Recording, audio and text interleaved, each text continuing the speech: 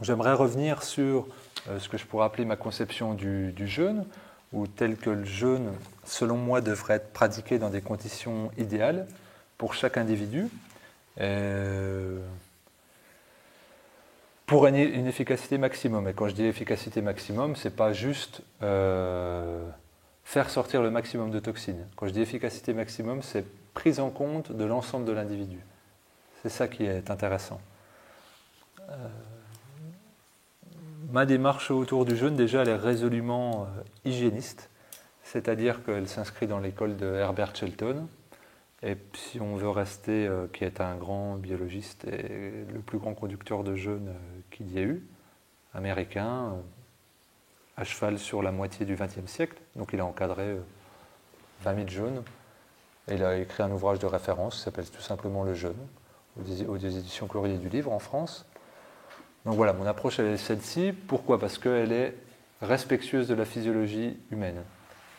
L'ensemble des textes, pas l'ensemble parce qu'il y a mais un grand volume de textes ont été traduits en français par Albert Mosseri, qui est un très grand hygiéniste français qui a conduit à peu près 8000 jeûneurs, qui est décédé il y a quelques années, et qui a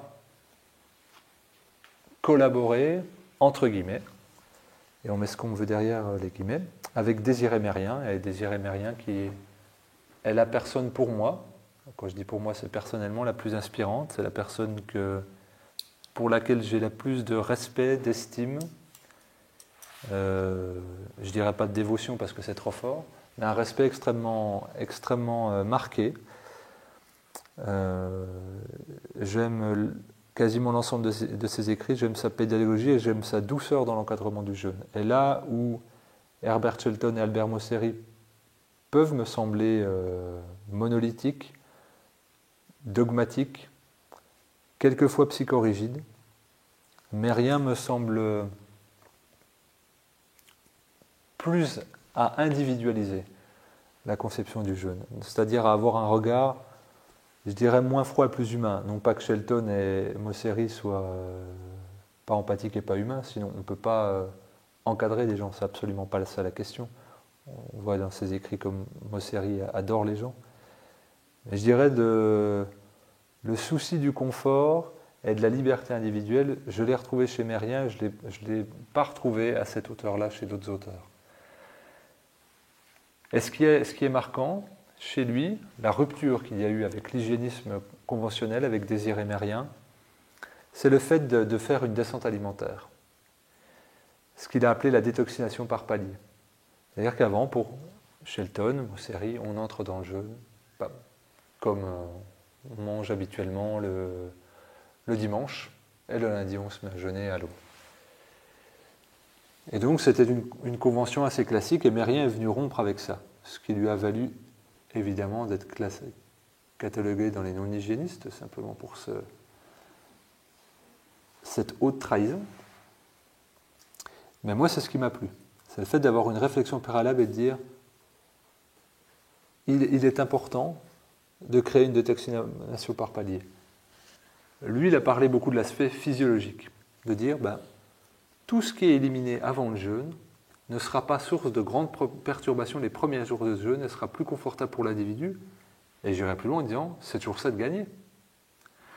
Pour un jeûne d'une semaine, je fais une descente alimentaire de 3 semaines. C'est absolument pas nécessaire de faire aussi long. Mais pourquoi s'en priver ? Parce que 1, c'est bienfaisant, 2, c'est extrêmement sécurisant, aussi bien pour l'individu que pour le conducteur de jeûne. Ça stimule les organes émonctoires en douceur, et on arrive dans le jeûne, mais moi j'ai toujours l'image d'un avion qui arrive tout doucement sur la piste d'atterrissage, où vous sentez que vous n'atterrissez pas en fait. C'est le prolongement du vol. Le jeûne hygiéniste traditionnel, moi je le vois avec des à-coups quand même. Et puis là, il n'y a personne qui applaudit, puis tout le monde a cramponné son siège. Alors moi, j'ai cette envie-là. Je me dis, bon, je vais essayer de faire un pilote sympa, puis que les gens pas applaudissent derrière pour la gloriole. Mais en tout cas, ils se disent, ouais, c'était sympa, puis on arrive dans le jeûne, comme on arrive à destination, tranquillement. Mon objectif, c'est ça. Et puis aussi, c'est un peu sournois, c'est de rajouter 2 semaines de détoxination à tout ça. C'est toujours ça de prix. Donc si l'individu veut jeûner, qu'il jeûne un petit peu avant, qu'il détoxifie avant. Mais donc ça c'est le caractère physiologique, mais j'y inclus le caractère psychologique. Pourquoi? Parce qu'on réduit l'alimentation pendant un moment. On change ses habitudes alimentaires. Bon, finalement, je pensais être frustré, je ne le suis pas, j'ai enlevé plein de trucs. Je pensais être frustré par la diminution des volumes, ben, je ne le suis pas. Mais attends, j'ai déjà des améliorations symptomatiques. Je ne suis même pas en jeûne.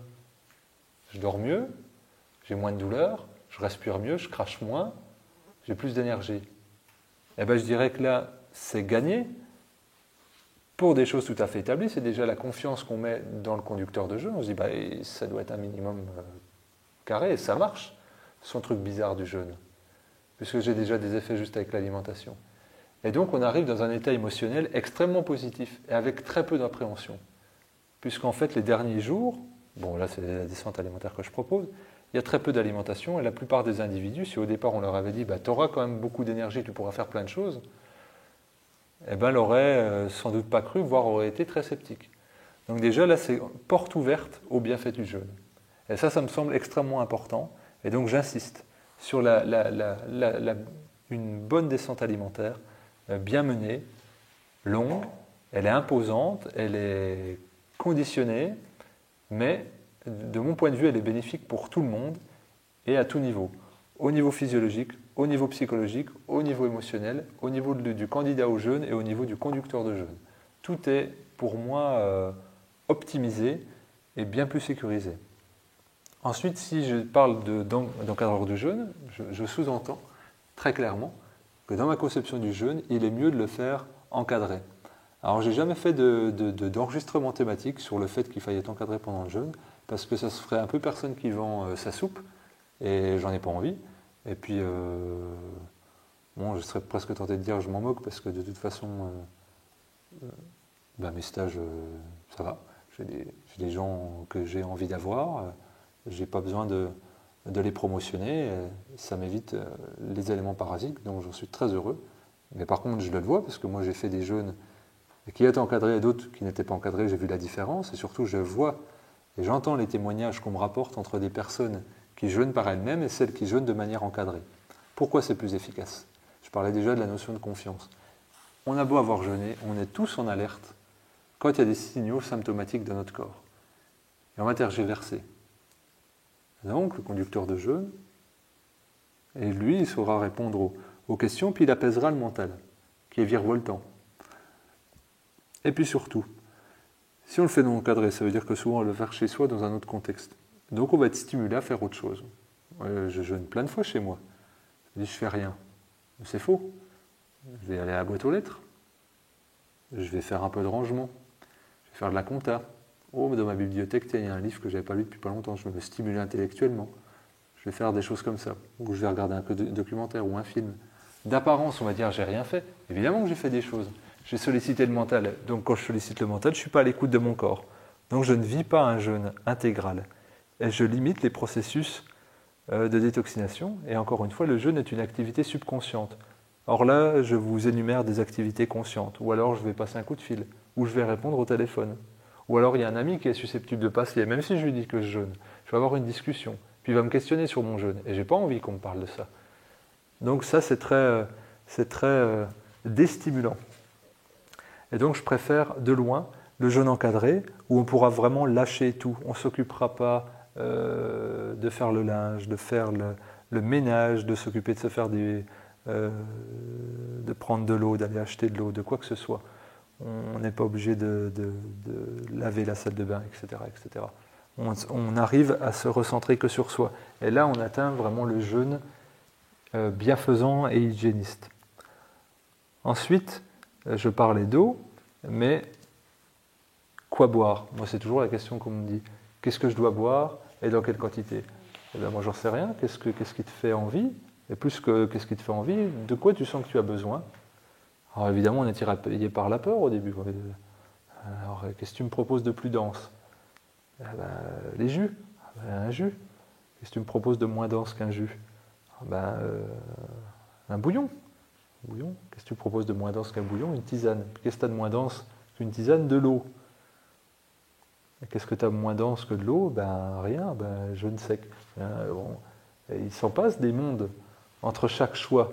Et évidemment qu'au départ, on va être attiré par ce qui est le plus dense, ce qui est le plus pesant dans l'organisme, ce qui va occuper un petit peu la digestion.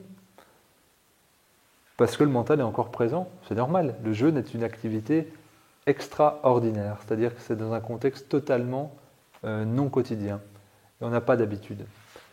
Donc moi, je ne suis pas pour imposer quoi que ce soit. Là aussi, les hygiénistes disent, c'est l'eau et basta. Et éventuellement le bouillon si on est foufou. Et là, la grande ouverture de Mérien, c'est de dire, pour chaque personne, ça dépend. Quel est son capital minéral?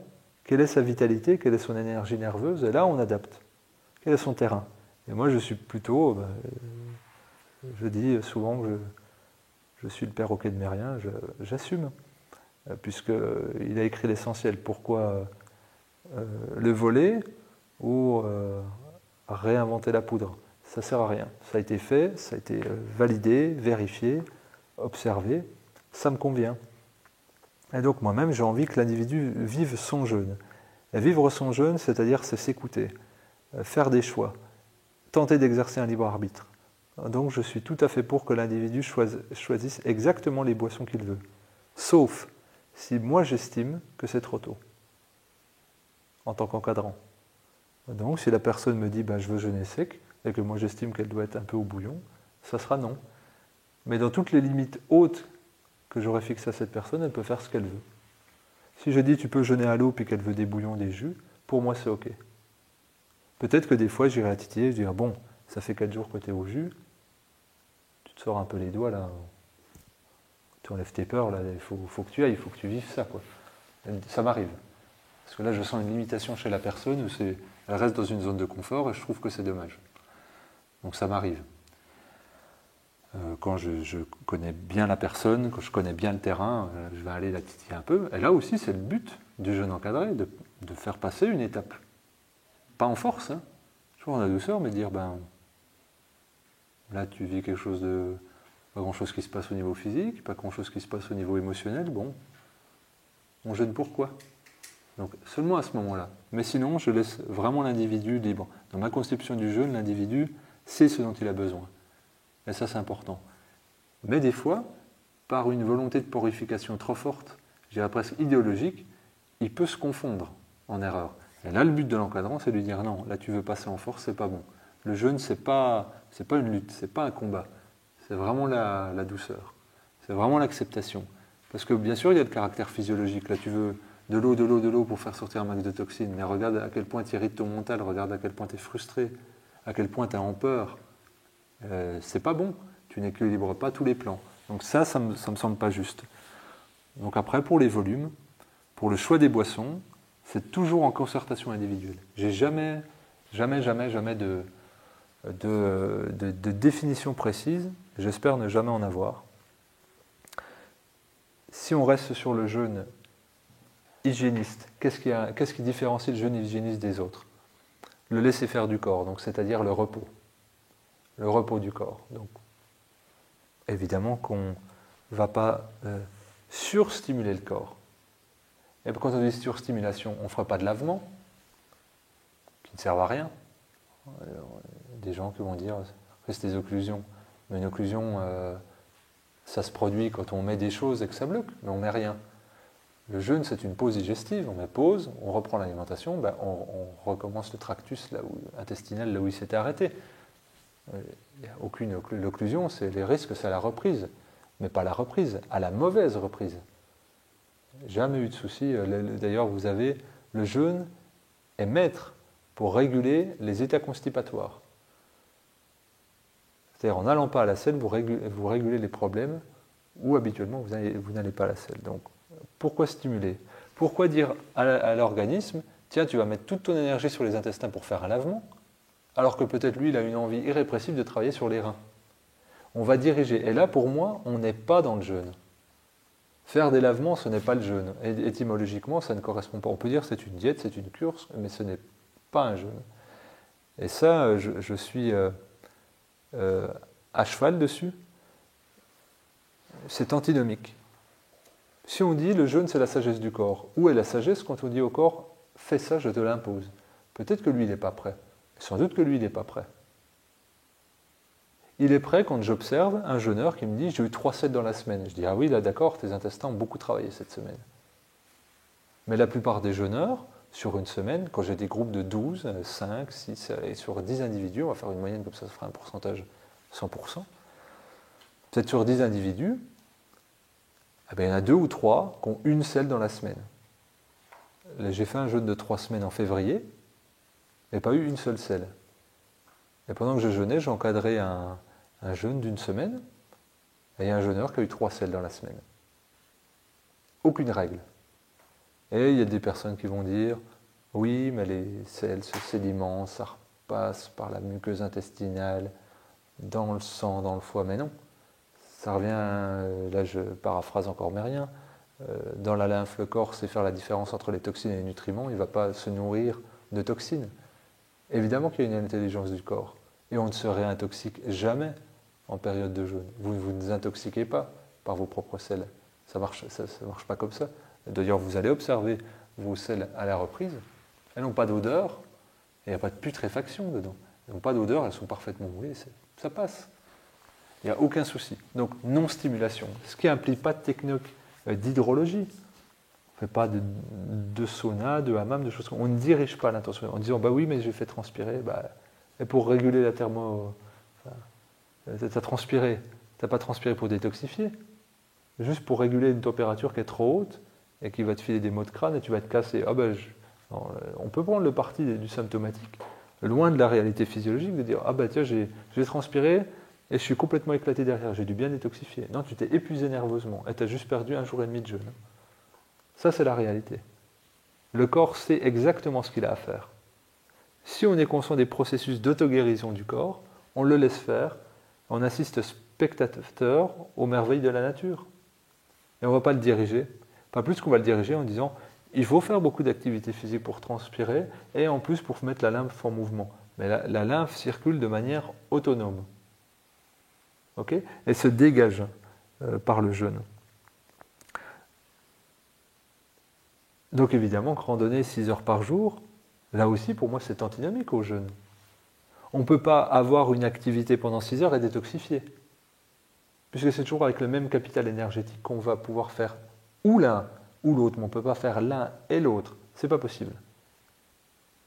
D'ailleurs, on voit peu de symptômes de détoxination chez les gens qui marchent 6 heures. Par contre, ça ne sous-entend pas, comme dans les hygiénistes traditionnels extrêmement stricts, de garder la chambre 24 heures sur 24.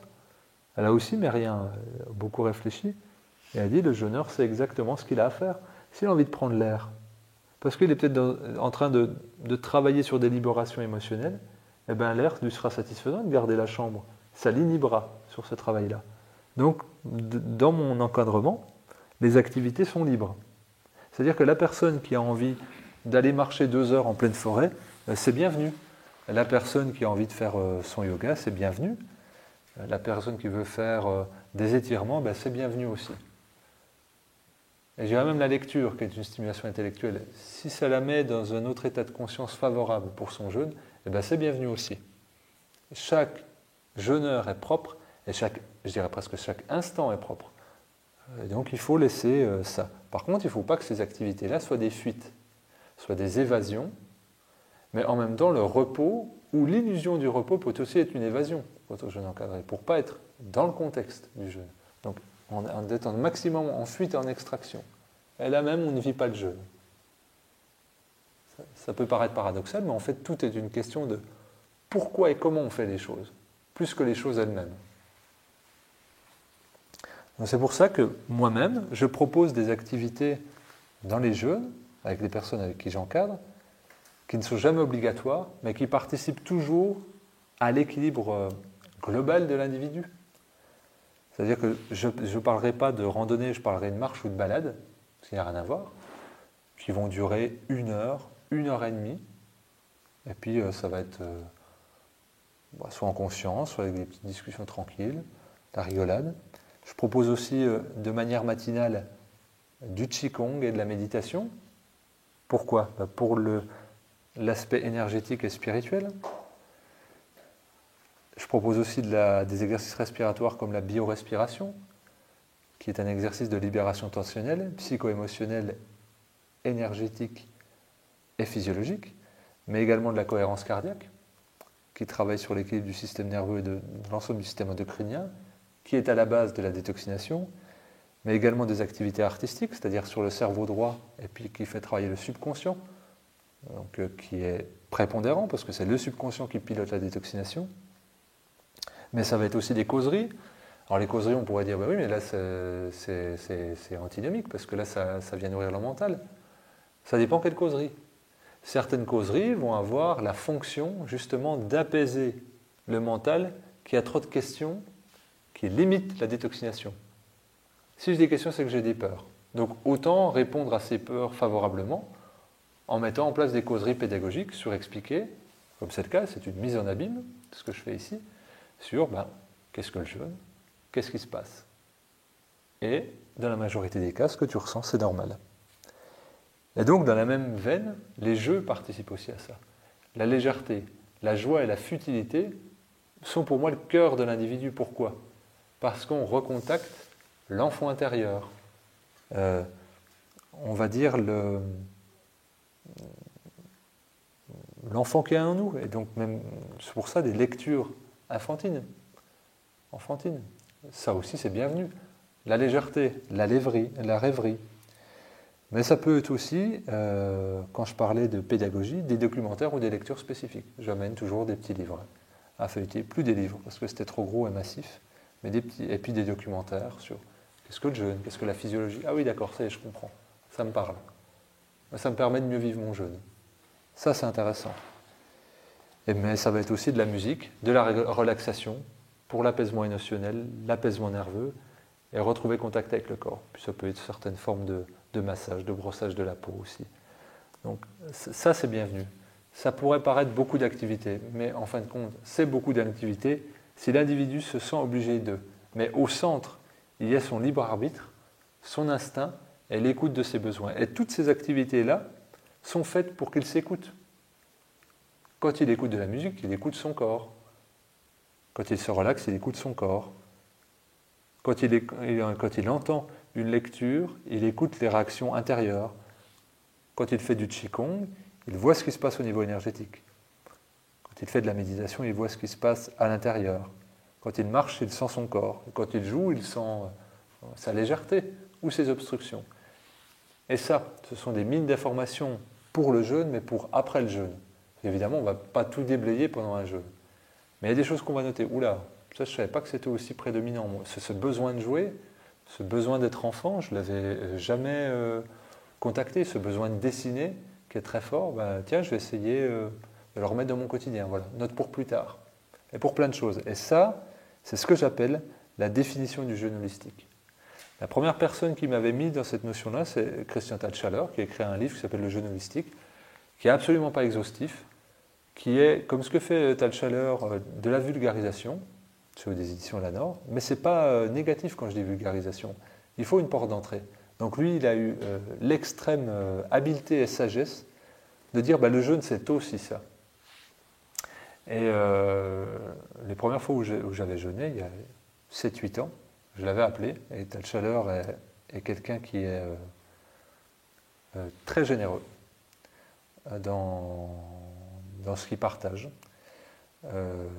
Il est ce qu'il dit. C'est pas commun, donc je le dis ici. Donc voilà, j'ai cité Mérien, je cite aussi Thalschaller que je connais moins bien. Mais j'ai eu plusieurs fois l'occasion de constater sa générosité désintéressée, puisque c'était une époque où j'étais même pas praticien, donc j'aurais pas pu crier sur les toits, il est sympa, tiens, Thalschaller. Non, c'est pas le cas. Je pense vraiment que c'est quelqu'un qui aime et qui croit en ce qu'il dit. Et dans son livre sur le jeûne holistique, il essaie de toucher tous les plans de l'humain. Et moi, au départ, j'étais vraiment plus resserré sur l'hygiénisme authentique. Et c'est avec le temps, en travaillant moi pendant le jeûne individuellement, puis surtout en observant les jeûneurs, ce qu'ils disaient, d'écouter leurs besoins, en co-encadrant des jeûnes aussi, que je me suis surpris à envisager une large palette d'activités. Et j'avais du mal avec ça, parce que j'étais en conflit intérieur en me disant, mais c'est antagoniste par rapport à ce que tu penses, c'est-à-dire sollicite le moins le corps. Mais en fait, c'est fais-le vivre joyeusement et doucement. Et là, je voyais des détoxinations extrêmement efficaces qui se produisaient quand toutes les sphères de l'individu étaient contactées. C'est pour ça que j'insiste sur ce jeûne holistique qui touche pour moi les 4 plans. Le plan de l'hygiène de vie, en travaillant avec un bon sommeil, un bon apaisement nerveux, une bonne respiration, respirer du bon air, donc au grand air ou avec une chambre bien aérée. Le deuxième plan, c'est un bon équilibre émotionnel en mettant en place des activités comme la cohérence cardiaque, comme la biorespiration, comme la relaxation, mais aussi un bon équilibre énergétique avec le Qigong et un bon équilibre spirituel avec bien sûr la méditation, mais également, je dirais, la relaxation, qui pour moi nous permet de ressentir des choses extrêmement profondes, extrêmement puissantes. Et si on écoute des musiques inspirantes, et bien là aussi contacter une part très subtile de nous-mêmes et de se mettre au contact de notre réalité intérieure forte. Ça permet d'accueillir quoi, travailler tout ça? Eh bien des détoxinations qui sont à la fois physiques, on vend toujours ça, mais c'est surtout mental et émotionnel. Pour moi, le jeûne doit toucher autant la sphère physique, biologique, que plus subtile. Sinon, on passe à côté de l'essence du jeûne. Si on a juste à côté à prendre des plantes médicinales chez soi, et puis on stimule les organes, et voilà. C'est pas que ça le jeûne. Évidemment que c'est pas que ça. Que d'arriver à se mettre en retraite de soi-même, en retraite d'activité, en retraite de contexte particulier, en retraite sociale, ça nous permet de laisser émerger des émotions très fortes qu'on peut venir cueillir tout doucement pendant le jeûne. Et même si on n'arrive pas à régler tout le problème, au moins ça remonte à la surface et ça c'est intéressant. Je ne conçois absolument pas le jeûne sans qu'il soit holistique, donc sans qu'il ne touche pas à la sphère émotionnelle. Pour moi, le jeûne, c'est avant tout un appel. Un appel à un besoin du corps. Il y a l'inspire, il y a l'expire, et bien il y a la nourriture, et il y a l'abstinence de nourriture. C'est vraiment ça, c'est une notion d'expansion, de rétractation.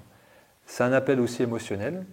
Dans le carcan civilisationnel, si j'utilise des grands mots dans lequel on vit, où c'est extrêmement dur de trouver sa place en tant qu'individu, d'exister en tant qu'individu, dire qui on est sans être sous le sceau du jugement, péremptoire. Donc c'est très dur, on garde beaucoup de notre richesse. Et donc en l'étouffant, ben, on se fatigue, on s'épuise et on est dans une forme de négation. Et quand on est en jeûne, on arrive à plus contacter ce qui fait de nous un individu complet et qu'on arrive peu à exprimer, même pour soi-même. Et puis évidemment, si je dis que c'est un appel, ben, c'est aussi un appel spirituel. Je ne conçois absolument pas le jeûne qui ne soit pas spirituel. Et quand je dis spirituel, c'est un mot qui est mal compris, galvaudé, et puis là, presque tabou. Dès qu'on dit spirituel, c'est presque sectaire. Mais la spiritualité, pour moi, elle est laïque, c'est-à-dire mais laïque au sens profond du terme, c'est-à-dire bienvenue à toutes les formes religieuses si elles intègrent, elles acceptent toutes les autres formes religieuses. Donc c'est-à-dire que tout le monde peut jeûner. Mais quand je dis spiritualité, qu'est-ce que c'est que vivre sa spiritualité? C'est peut-être dire, moi, ma façon de vivre la spiritualité, c'est de contempler la splendeur de la nature. Donc ma spiritualité, c'est d'être auprès des arbres. Eh bien, c'est de la spiritualité. Ma spiritualité, c'est d'être au contact des animaux. Donc moi, j'ai besoin de sentir le souffle d'un cheval, de sentir vraiment proche de moi les animaux sauvages, d'entendre les oiseaux. Eh bien, c'est une forme de spiritualité. Mais ça peut être aussi quelque chose qui dit, ben, j'ai besoin de me plonger dans la Bible, j'ai besoin de me plonger dans le Coran, j'ai besoin de me plonger dans le soufisme, j'ai besoin de me plonger dans la Torah, j'ai besoin de me plonger dans les lectures hindoues, dans Barbatodul, dans des livres d'inspiration bouddhiste, etc. Peu importe. C'est-à-dire de contacter une sagesse qui nous irrigue grandement. Je ne conçois absolument pas qu'un individu ait une démarche de jeûne sans spirituel. Ça peut être extrêmement caché, ça peut être enfoui, parce que peut-être qu'on n'a pas eu l'occasion de le vivre familialement, culturellement ou socialement, mais ça part toujours d'une démarche et d'un besoin spirituel, parce que c'est absolument l'essence de l'individu. Donc moi, j'en fais pas un credo, mais je dis quand même, il faut que ça soit accueilli pendant le jeûne. Et pour que ça soit libéré par l'individu, il faut laisser un espace pour ça, et dire, tu peux vivre ton expression spirituelle tant qu'elle reste respectueuse de celle des autres. Et pour moi, ça me semble fondamental. Et là, on vit vraiment le jeûne de manière globale. Et une opportunité incroyable de ce que j'appelle un carrefour transitionnel. On vient souvent pour jeûner, pour opérer des choix dans sa vie, des modifications, faire des ruptures, créer des changements. Et donc il n'y a pas de changement sans écoute intérieure. Et donc là, on est vers une forme de spiritualité.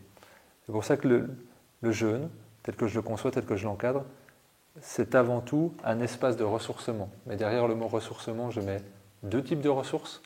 Évidemment, la ressource pédagogique, c'est-à-dire d'expliquer physiologiquement ce qu'est la chose du jeûne, la détoxination, et le jeûne holistique au sens large. De ressources aussi, de trouver un lieu sécurisant pour pouvoir le faire. Mais de ressourcement, on va se dire, par rapport aux ressources intérieures, que j'ai l'espace respectueux pour pouvoir accueillir tout ce qui fait ma richesse et qui est trop souvent enfoui dans le quotidien, et que j'ai la grande aspiration de faire émerger pendant le jeûne pour que ça puisse s'exprimer plus largement après le jeûne.